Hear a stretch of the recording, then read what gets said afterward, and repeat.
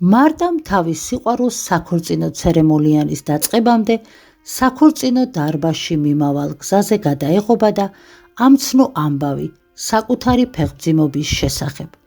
მან მის სატრფოდ წოდებულ სხეულს, რომლის უკანაც ნორმა იმალებოდა, სთხოვა მიეტოვებინა სამეფო ვალდებებულები, რომლებიც მას ბედნიერებას ვერასდროს მოუტანდა და გაქცეულიყო მასთან და მათ საერთო შვილთან ერთად, რომლებიც ალბუსისათვის მართლაც რომ ნამდვილი ბედნიერების მომტანი იქნებოდნენ.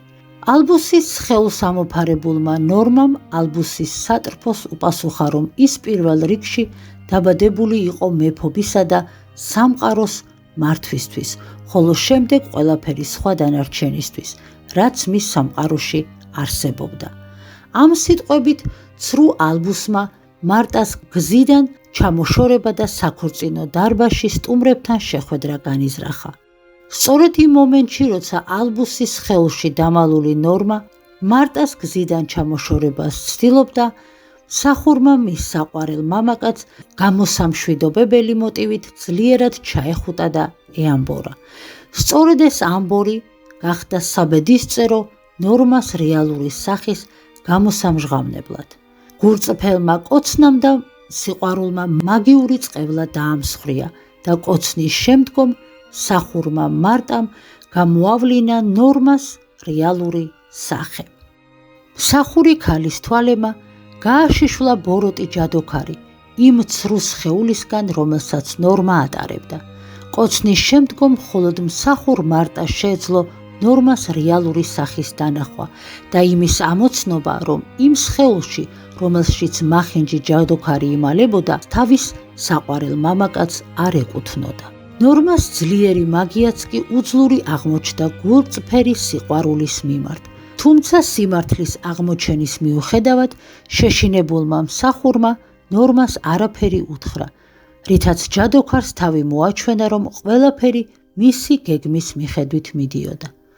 თავდაჯერებული ნორმა საქორწინო დარბაზისაკენ გაემართა. უდიდეს დარბაზში შეკრებილ მეფის გვარდიას უფლისწულის ორეული თავდაჯერებულად მიესალმა და ბრძანა საპატარძლოსთვის მოეხმოთ საქორწინო ცერემონიალის დასაწყებად. ცერემონიალს ესწრებოდა სამეფო საბჭოც, რომელსაც ქორწინების რიტუალის დასრულების შემდეგ ალბუსი და ჰეილი მეფე დედობლად უნდა ეკურთხებინა და სამეფო გვირგვინი დაედგა. უეცრად გაიღო სასახლის ალაყაფის კარიბჭეც. ულამაზესი საპატარძლო ჰეილი თავის მეჯვარედ წოდებულ კრისტიანთან ერთად საქორწინო დარბაზში შევიდა და ალბუსის სახის მატარებელი ნორმას გვერდით თავდაჯერებულად დადგა. ჰეილისთვის მის გვერდზე მდგომი არსება ჯერ კიდევ ალბუსი იყო და მან ჯერ კიდევ არ იცოდა მახინჯი ნორმას ტრიუკის შესახებ. ამიტომ ჰეილიმ გადაწყვიტა იმ შეთქმულების განხორციელება, რომელიც დაგეგმილი ჰქონდა და რომელსაც მისი ლოგიკით უკვე თავისი გონებიდან კითხულობდა უფლისწული ალბუსი საკუთარი უნარის მეშვეობით. ჰეილიმ საბჭოს წევრებს მიმართა იქ შეკრებილი დიდგვაროვანი სტუმრების თანდასწრებით და მოუყვა სიმართლე ცრუ უფლისწულის რეალურ წარმომავლობაზე. საბჭოს წევრებს ლეგენდად სმენოდათ ალბუსის მომავალი ცოლის ჰეილის უნიკალური უნარის შესახებ. ჰეილიმ კი სახალხოდ დაიწყო იმის მოყოლა, რაც ალბუსის წარმომავლობის შესახებ დროში მოგზაურობის ჟამს დაინახა. მან საბჭოს უთხრა, რომ მამაკაცი, რომელიც ახლა მის გვერდით იდგა, დროში მოგზაური ქალი არ უყვარდა და მისი ცოლობა უბრალოდ საკუთარი სამეფო ანგარებიანი გეგმების განსახორციელებლად სჭირდებოდა.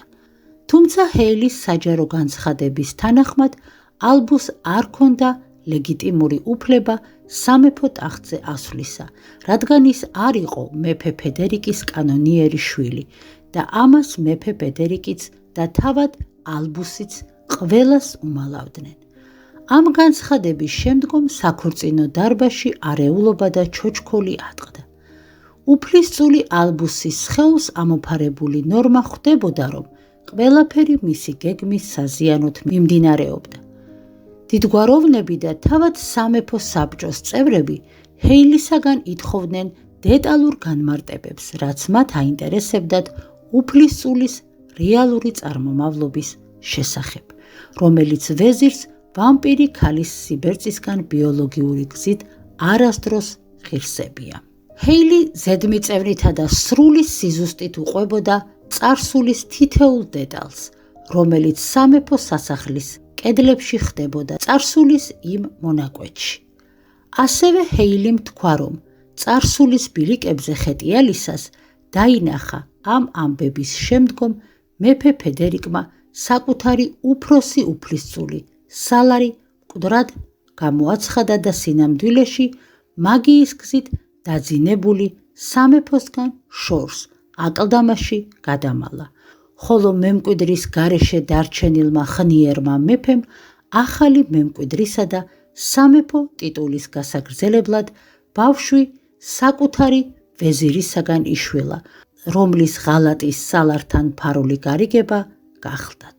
მეფე ფედერიკმა იშვილა ალბუსი და ის თავის მეორე ცოლთან ამიტასთან ერთად აღზარდა, როგორც მათი ქორწინების შედეგად დაბადებული მეფისა და დედოფლის საერთო შვილი, რომელიც ახლა წარმოდგენილი იყო სამეფო დარბაზში და ანგარებიან ქორწინებას ელოდა, იმისათვის, რომ სამეფო ტახტზე ასულიყო. დროში მოგზაური ჰეილი კი ალბუსის წარმომავლობის შესახებ თხრობას მხოლოდ იმიტომ ბედავდა, რომ თავად არ სურდა ამ ანგარებიანი უსიყვარულო ქორწინების მსხვერპლი და თანამონაწილე გამხდარიყო, რომელიც ცოლად შერთვასაც ალბუსის სწორედ ჰეილის უნიკალური უნარის გამო სურდა, რათა დროში მოგზაურ ქალზე ზეგავლენა მოეპოვებინა. ჰეილი თვითმარქვია უფლისწულის სხეულში შემოსილი ნორმას გვერდით იდგა და სამეფო საბჭოს არწმუნებდა, რომ ალბუსი იყო არა მეფე ფედერიკის სისხლი და ხორცი, არამედ ვეზირის და მისი ვამპირის ცოლის შვილი და საბჭოს ის არ უნდა ეკურთხებინა მეფედ. ამ განცხადებამ სამეფო საბჭოსა და ირგვლივ მყოფი სტუმრებიც საგონებელში ჩააგდო. ნორმა კი ხვდებოდა, რომ ალბუსის ვინაობის გასაღებით დიდ საფრთხეში იმყოფებოდა. ირგვლივ ყველა დაბნეული იყო, თუმცა იყო დრო, რომ ამ დაბნეულობისაგან გამოწვეული სიჩუმის დასარღვევად უფლისწულ ალბუსს თავისი სიტყვით მიემართა სამეფო სტუმრებისთვის. ამიტომ მის სხეულში გარდასახულმა ნორმამ გადაწყვიტა კვლავ ალბუსის ვინაობის თამაშის გაგრძელებით პოზიციები დაეცვა, რომელიც ჰეილის მონათხრობს ტყუილს უწოდებდა და ყველაფერს უარყოფდა. ცრუ უფლისწულის სხეულში შემოსილმა მახინჯმა ჯადოქარმა ნორმამ დასვა შეკითხვა იმის შესახებ, თუ ვინ უნდა ყოფილიყო მომავალი მეფე, თუ არა ის, ვინც ახლა სამეფო ტიტულს ატარებდა. საგონებელში ჩავარდნილი სამეფო საბჭო დუმდა, თუმცა ცრუ ალბუსის შეკითხვას პასუხი თავად დროში მოგზაურმა საპატარძლომ გასცა, რომელმაც მის მეჯვარე კრისტიანს მოუხმოდა სამეფო საბჭოს წინ წარადგინა როგორც მეფე ფედერიკის უფროსი უფლისწულის, სალარისა და მისი ერთადერთი კანონიერი ცოლის, ვამპირი სელენიას ვაჟიშვილი. ჰეილიმ საბჭოს საჯაროდ შეკრებილი სტუმრების თანხლებით მოუყვა ისტორია უფლისწულის სალარის ვაჟის კრისტიანის ცხოვრებაზეც. სანამ კრისტიანი დაიბადებოდა, ჯერ კიდევ მისი მუცლადმყოფობის ჟამს მაქციათა ხროვა ნადირობდა ბიჭის მოტაცებასა და საკუთარ ხროვაში აღზრდაზე, რათა მაქციათა ხროვამ დროში მოგზაური ჰეილის ინფორმაციის თანახმად შეიტყო, რომ უფლისწულის სალარი ჰიბრიდი შვილით გეგმავდა სამყაროს გადატრიალებას. სალარმა შურისძიების მიზნით დაგეგმა შეექმნა საკუთარი და ვამპირის ჰიბრიდი, იმ იმედით, რომ მათ შვილსაც აღმოაჩნდებოდა რაიმე ისეთი უნიკალური უნარი, რითიც მისი უფლისწული მამა საკუთარი მტრებისა და მაქციათა ჰიბრიდი ჰეილის წინააღმდეგ გაილაშქრებდა. დროში მოგზაურმა ჰეილიმ კი საკუთარი უნარით სალარის ეს გეგმა გამოავლინა და მაქციებთან ერთად სალარის მომაკვდავი ცოლი სელენია სიკვდილამდე იპოვნა და ამშობიარა. შემდგომ კი დღენაკლული ბიჭი მაქციათა ბანაკში მიიყვანა და შვილმომკლული მაქციის მშობლებს მიაშვილა. მას შემდეგ იზრდებოდა კრისტიანი მაქციების დინასტიაში და ელოდებოდა სრულწლოვან ასაკს, რათა წარედგინა საკუთარი თავი სამეფოში როგორც ნამდვილი უფლისწული და მომავალი მეფე. ჰეილი მიგშეკრებილ საზოგადოებას ამცნო კრისტიანის უნიკალური უნარის შესახებ, რომლის წყალობითაც უფლისწულ კრისტიანს შეეძლო მხოლოდ თვალებში ჩახედვით, ადამიანების შთაგონება და ჰიპნოზის მეშვეობით მათი გონების მართვა. დროში მოგზაური ქალი სამეფო საბჭოს არწმუნებდა, რომ თუ კრისტიანს მეფედ აკურთხებდნენ, მათი სამეფო უძლიერესი მმართველის ხელში აღმოჩნდებოდა, რომელიც საკუთარი უნიკალური შთაგონების უნარის დახმარებით ყველა მის სამეფო მტერს დანებებასა და მათი სამეფოს წინააღმდეგ გალაშქრებას გადააფიქრებინებდა. ამიტომ ჰეილი ჯიუტად მთელი მონდომებით არწმუნებდა ცერემონიალის დღეს სამეფო საბჭოს, რომ თვითმარქვია უფლისწული ალბუსი სამეფო ტახტის გზისთვის ჩამოეშორებინათ და მეფედ ეკურთხათ ქრისტიანი, რომელიც ალბუსისაგან განსხვავებით მეფე ფედერიკის სისხლის ხაზის გამგრძელებელი იყო. დროში მოგზაური ქალის ამ სენსაციური განცხადების შემდეგ ირგვლივ ყველა დაბნეული იყო. სამეფო საბჭო შთაგონებაში ჩავარდა. ალბუსის სხეულში შემოსილი ჯადოქარი ნორმა ძალიან დაბნეული იყო. მას ალბუსი საერთოდ არ ანაღლებდა, მას უბრალოდ სამეფო ტახტზე ასვლა სურდა. ამიტომ ნორმამ სამარისებური სიჩუმის დარღვევა კვლავ ალბუსის როლის თამაშით და ალბუსის პოზიციების დაცვით განაგრძო. ალბუსის სახესამოფარებულმა ნორმამ დაბნეულ სამეფო საბჭოს მიმართა, რომ ჰეილის მონაყოლი უაზრო მონაჩმახად გაესაღებინა, რადგან დროში მოგზაური ქალი რეალურად ვერაფრით დაამტკიცებდა ამ ისტორიას. ალბუსის როლის თამაშით გატაცებული ნორმა ჰეილის ამ განცხადებას მისი არასასურველი ქორწინებით ამართლებდა. ამიტომ საბჭოს მოუწოდა მისთვის არ დაეჯერებინათ და ალბუსისათვის სამეფო გვირგვინის წოდება არ ჩამოერთმიათ. სამეფო საბჭო საგონებელში ჩავარდა.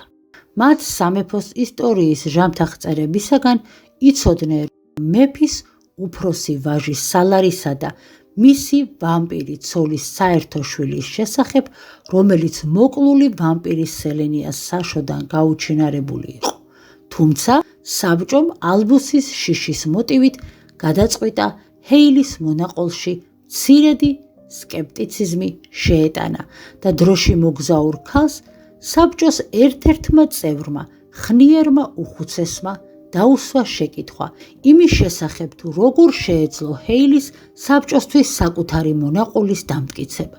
დროში მოგზაურმა ჰეილიმ გადაწყვიტა სამეფო საბჭოსთვის საკუთარი დროში მოგზაურობის უნარის შესახებ სიმართლეს საჯაროდ დაემტკიცებინა და 10,000-ობით შეკრებილი სტუმრის თანდასწრებით საბჭოს წევრებს უამბო თავიანთი წარსულში არსებული საკრალური საიდუმლოებების შესახებ, რომელიც დროში მოგზაურმა ჰეილიმ საბჭოს წევრების ისტორიის დათვალიერებისას იხილა. ჰეილიმ საბჭოს წევრებს მიუგო, რომ მას შეეძლო არა მხოლოდ მეფისა და მისი შთამომავლობის განვლილი ცხოვრების დეტალური კადრების აღქმა, არამედ შეეძლო ყველა სხვა ადამიანის განვლილი ცხოვრების გამოკვლევით მათი საკრალური საიდუმლოებების დადგენაც, რომელიც მათ წარსულში იმალებოდა და რომელიც მათი აზრით არავისთვის იყო გახმაურებული.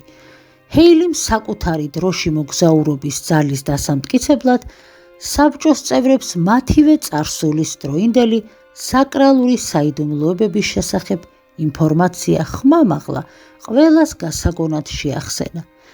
ის მიუბრუნდა ერთ-ერთ საბჭოს ხნიერ წევრს და თავისი წარსული ცოდვები გაახსენა, რომელსაც იგი მალავდა. ჰეილიმ კი დროში მოგზაურობის ჟამს გაშიფრა საბჭოს წევრის სამარცხვინო ქმედებები და საბჭოს ერთ-ერთი წევრი ყველასაგან საჯაროდ მამათ მავლობაში ამხილა, რომელიც დღემდე განიცდიდა ლტოლვას პატარა ბიჭების მიმართ. ამ ამბის გამჟღავნებამ ხნიერი მამაკაცი სირცხვილით გააწითლა. შემდეგ მიუტრიალდა საბჭოს წევრებიდან შედარებით ახალგაზრდა წარმომადგენელს და მას ცოლის ღალატში დასდო ბრალი, რამაც მეორე საბჭოს წევრიც შეარცხვინა და თან შეაშინა, რადგან სტუმრების რანგში მყოფი დიდგვაროვანი ცოლი ამ ბრალდებას პარალელურად ისმენდა. შემდეგ მიუტრიალდა მესამე და ასევე ხნიერ საბჭოს წარმომადგენელს და უთხრა, რომ მისი წარსული ისტორიაც გამოკვლეული ჰქონდა და იცოდა თუ რატომ არ ყავდათ მას და მის ხნიერ ცოლს 10 წლეულების მანძილზე შვილი. შემდეგ მიუტრიალდა საბჭოს ერთადერთ ქალ წარმომადგენელს და მისი 4 შვილის წარმომავლობა შეახსენა, რომელთაგან მხოლოდ 3 იყო მისი ქმრისგან ჩასახული, ხოლო საბჭოს წევრი ქალის ნაბოლარა ვაჟი მისი ახალგაზრდა მცველისა და ქალის ვნების ნაყოფი იყო. სამეფო საბჭოს წევრები ხვდებოდნენ, რომ თუ ჰეილის სიმართლეს მხარს არ დაუჭერდნენ, დროში მოგზაური ქალი უფრო მეტ დეტალს მოყვებოდა მათ სამარცხვინო ცხოვრებაში, რაც საბჭოს წევრების წარსულში იმალებოდა. ამიტომ საბჭო ფეხზე წამოდგა და ერთხმად აღიარა ჰეილის მიერ მოყოლილი სიმართლე ახალი სამეფო უფლისწულის კრისტიანის შესახებ, რითიც უფლისწული ალბუსის ცრუ უფლისწულობა დაადასტურა. სწორედ ამ დროს ალბუსის როლის თამაში გართულმა ნორმამ გადაწყვიტა ამბოხებაზე წასვლა და უფლისწულის მცველებს უბრძანა არა საბჭოს წევრების სიტყვას, არამედ მის სიტყვას დამორჩილებოდნენ, რომელსაც დაბადებიდან ფეხქვეშ ეგებოდნენ. ალბუსის ხელში გამომწყდეულმა ნორმამ უფლისწულის მცველებს უბრძანა ჰეილი და თვითმარქვია კრისტიანი შეეპყროთ და დილეგში გამოეკეტათ. უფლისწულის მცველები ასევე დაბნეულები იყვნენ, ორჭოფობდნენ თუ ვის სიტყვას უნდა დამორჩილებოდნენ. დაეჯერებინათ სამეფო საბჭოს გადაწყვეტილებისთვის თუ მათ წინ გამოცხადებული უფლისწული ალბუსისთვის, რომელსაც დაბადებიდან ემსახურებოდნენ. დაბნეულობის ჟამს სარიტუალო დარბაზი დუმილმა და უმოქმედობამ მოიცვა. ამ დუმილის დარღვევა კი კვლავ ალბუსის როლის შემსრულებელმა ნორმამ ითავა და მას შემდეგ, რაც მის ბრძანებაზე უფლისწულის მცველებმა დუმილით უპასუხეს, მან თავად იშიშვლა ხმალი და შეუარაღებელ კრისტიანს კისერზე მიაბჯირა. შემდეგ კი მოსთხოვა, რომ მისთვის დაეჩოქა და ალბუსის უფლისწულობა ეღიარებინა. სწორედ ამ დროს, როდესაც ნორმა ჯერ კიდევ ალბუსის ხელში გამოწყობილი სამეფო კარზე ალბუსის ინტერესების დაცვას ცდილობდა, სასახლის სარიტუალო დარბაზში ალაყაფის კარი გაიღო და მოულოდნელი სტუმარი შემოვიდა. ეს მსახური მარტა იყო, ერთადერთი, ვისაც უფლისწულად წოდებული ალბუსი გულწრფელად უყვარდა. ნამტირალებმა მარტამ სარიტუალო დარბაზში 10,000-ობით სტუმრის თანდასწრებით თავჩახრილმა შემოაბიჯა. სამეფო მოსამსახურე გოგონას უეცარმა ვიზიტმა ყველას ყურადღება მყისიერად მიიქცია. მარტა სარიტუალო დარბაზის ცენტრალურ ნაწილში ყველას დასანახად დადგა და თქვა, რომ უფლისწული ალბუსი, რომელიც ახლა მათ დარბაზში იყო წარმოდგენილი, სინამდვილეში თვითმარქვია ჯადოქარი იყო, რომლის რეალურ სახესაც მხოლოდ ის ხედავდა, ვისაც უფლისწული ალბუსი რეალურად უყვარდა. მარტამ დეტალურად გაიხსენა ცერემონიალის დაწყებამდე სასახლეში მომხდარი ინციდენტის შესახებ, როდესაც ის უფლისწულ ალბუსს სამეფოს გრძელ დერეფანში შეხვდა და საკუთარი ფეხმძიმობის შესახებ ამბავი მიახარა. შემდგომ კი სარიტუალო დარბაზისკენ მომართულ ალბუსს ვნებიანად ტუჩებში აკოცა, რის შემდეგაც დაინახა, თუ როგორ დაამსხვრია მისმა სასიყვარულო კოცნამ ჯადო და დაინახა სიმართლე იმის შესახებ, თუ ვინ ასაღებდა ალბუსის ხელში შემოსილი უფლისწულის ყალბ-ვინაობას. ეს მახინჯი მეჭეჭებიანი ჯადოქარი ქალი იყო, რომელიც მსახურმა მარტამ სასიყვარულო კოცნის მეშვეობით გამოავლინა. ჯადოქრის რეალური სახის აღმოჩენის შემდეგ კი თავისი რეალური სიყვარულის მოძებნას შეუდგა და უფლისწულის ოთახისკენ მიაშურა, სადაც გადამალული ალბუსის ყელგამოღადრული ცხედარი იპოვა. მარტა მის მიერ დარბაზში შემოტანილი განჯინა გახსნა და ყველას დასანახად უფლისწული ალბუსის უმოწყალოდ მოკლული სისხლიანი ცხედარი სააშკარაოზე გამოფინა. მსახური გოგონას ამ მოულოდნელმა ქმედებამ ირგვლივ შეკრებილ საზოგადოებაში ჩოჩქოლი ატეხა. ხალხი დაბნეულობისაგან ვერ წყვეტდა საკუთარი თვალებით დანახული, რომელი სიმართლისთვის უნდა დაეჯერებინათ. ისინი ერთი თვალით ალბუსის ცოცხალ სხეულს ხედავდნენ, რომელსაც კრისტიანის კისერზე მიბჯენილი מחვილით მოწინააღმდეგე უფლისწულის მოკლა ჰქონდა განზრახული, ხოლო მეორე თვალით ხედავდნენ გაღებულ განჯინას, სადაც უფლისწული ალბუსის ყელგამოღადრული ცხედარი იყო განთავსებული. სარიტუალო დარბაზში ჩოჩქოლი ატყდა, თავად დროში მოგზაური ჰეილიც დაიბნა და ვერ მიხვდა, ვის წინააღმდეგ ჩაატარა საკუთარი დაგეგმილი შეთქმულება და ვინ იდგა საკურთხეველთან მის გვერდით. ეს იყო ალბუსი თუ ეს იყო ნორმა, ის მეჭეჭებიანი მახინჯი ჯადოქარი, რომელიც მსახური მარტას აღწერით ამოიცნო. ირგვლივ ყველაფერი ქაოსმა მოიცვა, რა დროსაც ვერავინ ბედავდა საკუთარ თავზე აეღო რომელიმე ბრძანების გაცემა, ხალხის დასაშოშმინებლად. სამეფო საბჭო იმასაც ვერ ხვდებოდა, რომელი უფლისწულისთვის უნდა ეცა თაყვანი. სწორედ ამ არეულობით გამოწვეული ჩოჩქოლის დროს ალბუსის სახესამოფარებულმა ნორმამ სასახლის კედლებიდან გაპარვა შეძლო. იგი დარწმუნდა, რომ ვერც ალბუსის როლის თამაშის გაგრძელებით მიიღებდა სამეფო გვირგვინს და ვერც მარტას მიერ გამოაშკარავებული მისი რეალური ვინაობის გამჟღავნება მოუტანდა რაიმე სიკეთეს. ნორმას სამეფო კედლების დატოვება არ გასჭირვებია. სარიტუალო დარბაზში ატეხილი ჩოჩქოლის დროს იგი ალაყაფის კარის ერთ-ერთ მცველს მიუახლოვდა. მაგიური სიტყვებით წარმოსთქვა და საკუთარი უნიკალური უნარის მეშვეობით ალბუსის სხეული სასახლის მცველის სხეულით გამოიცვალა. შემდეგ კი თავად წეულმა უშიშრად სამეფო სასახლე დატოვა, ისე რომ მისი რეალური სახე არავის დაუნახავს, გარდა მსახური მარტასი, რომელმაც თავისი სასიყვარულო კოცნით მაგიური წყევლა დაამსხვრია და საყვარელი კაცის სხეულს ამოფარებული ჯადოქარი ამოიცნო. გაცოფებული ნორმა თავს მხოლოდ იმით ინუგეშებდა, რომ ამ სასტიკ სარიტუალო დღეს ცოცხალი გადაურჩა. სარიტუალო დარბაზში დარჩენილმა სტუმრებმა ჯადოქრის გაუჩინარება მაშინ შენიშნეს, როცა ნორმა უკვე სამშვიდობოს იყო გაღწეული. სტუმრები სამეფო საბჭომ დააშოშმინა. ჰეილის კი უთხრეს, რომ მისი ქორწინების ცერემონიალი ოფიციალურად ჩაშლილი იყო. ალბუსის სიკვდილში დარწმუნებულმა სამეფო საბჭომ უკვე თამამად გაბედა იმის აღიარება, რომ დროში მოგზაური ჰეილის ისტორია მართლაც რომ სიმართლის ელემენტებს შეიცავდა და რომ მის მიერ წარმოდგენილი კრისტიანი მართლაც სამეფო სისხლის მატარებელი იყო. ამ განცხადების აღიარების შემდგომ სამეფო საბჭომ კრისტიანი ოფიციალურად აკურთხა უფლისწულად და მას მეფობის პრივილეგია მიანიჭა. სამეფო სასახლის ჟამთ აღმწერლებმა კი ალბუსი ისტორიაში შეიყვანეს როგორც გარდაცვლილი უფლისწული, რომელიც მეფე ფედერიკს ნაშვილები ჰყავდა ვეზირისგან.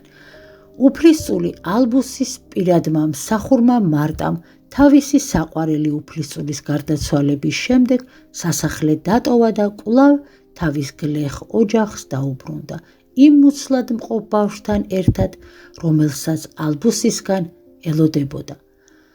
ამ საბედისწერო დღის შემდეგ სასახლეში ახალი ერა იწყებოდა. სამეფო საბჭომ დამღლელი რიტუალის დასრულების ჟამს უფლისწულად წოდებულ კრისტიან სასახლეში დარჩენა შესთავაზეს, რადგან ის უკვე სამეფო სასახლის მემკვიდრე და მეფობის ხაზის გამგრძელებელი იყო. გლეხი მაქციების გარემოცვაში გაზრდილ კრისტიანს უფლისწულის წოდება და დიდრულ სასახლეში ცხოვრება მეტისმეტად ეუხერხულებოდა. თუმცა სამეფო საბჭოს გადაწყვეტილების საფუძველზე უფლისწულად წოდებული კრისტიანი სასახლეში მარტო არ დაბანაკდებოდა და მასთან დროში მოგზაური ჰეილიც დარჩებოდა, როგორც ახალი სამეფო საბჭოს წევრი. ჰეილის სამეფო საბჭოში მიღების გადაწყვეტილება საბჭოს დანარჩენმა წევრებმა მას შემდეგ მიიღეს, რაც საკუთარი თვალით იხილეს ჰეილის უნიკალური უნარის შესახებ. ეს უნარი კი სამეფო საბჭოს დაეხმარებოდა მათი სამეფოს მტრების გამოვლენაში. ამგვარად, ავბედითი საქორწინო ცერემონიალის დასრულების შემდეგ საბჭოში ჰეილიმ საპატიო ადგილი დაიკავა, როგორც საბჭოს ყველაზე ახალგაზრდა წარმომადგენელმა და შეუდგა სამეფოს მართვაში საკუთარი წვლილის შეტანას. კრისტიანმა კი უფლისწულის მანტია მოირგო და საბჭოს აღუთქვა, რომ იგი აუცილებლად დაიმორჩილებოდა სამეფოს წესდებას და მოიქცეოდა ისე, როგორც სამეფო საბჭო უკარნახებდა. სამეფო საბჭომ კი ჰეილის მონაწილეობით დაიწყო კრისტიანისთვის სასურველი საპატარძლოს შერჩევა, რადგან სამეფო წესდების თანახმად უფლისწული კრისტიანი მეფის წოდებას მხოლოდ მაშინ მიიღებდა, როდესაც იქორწინებდა. მას კი დიდგვაროვან ასულზე უნდა ეკორწინა, რომელსაც სამეფოს მმართველები შეურჩევდნენ. თითქოს ყველაფერი იდეალურად მიდიოდა. მეფე ფედერიკის მკვლელი ანგარებიანი უფლისწული ალბუსი მკვდარი იყო, რითაც სამეფო ბოროტების კლანჭებისგან განთავისუფლებას გრძნობდა. ახალი უფლისწული კრისტიანი კი ალბუსისგან განსხვავებით ყველას თვალში სიყვარულს იწვევდა, რადგან სასახლეში მყოფთაგან ყველა ამჩნევდა მის უბრალოებასა და კეთილშობილებას. თითქოს სასახლის კედლებიც განათდა მას შემდეგ, რაც სიკეთემ ბოროტებაზე გაიმარჯვა და სამეფო წოდებას ღირსეული უფლისწული დაეპატრონა. თუმცა სამწუხაროდ ბედნიერება სულ რაღაც რამოდენიმე დღეს გაგრძელდა. ჩაშლი ქორწინების რიტუალიდან რამდენიმე დღეში აწუყვე უფლისწულად ნაკურთხები კრისტიანი სამეფო სასახლეში, საკუთარ ოთახში, უცნაური სიკვდილით გარდაცვლილი იხილეს.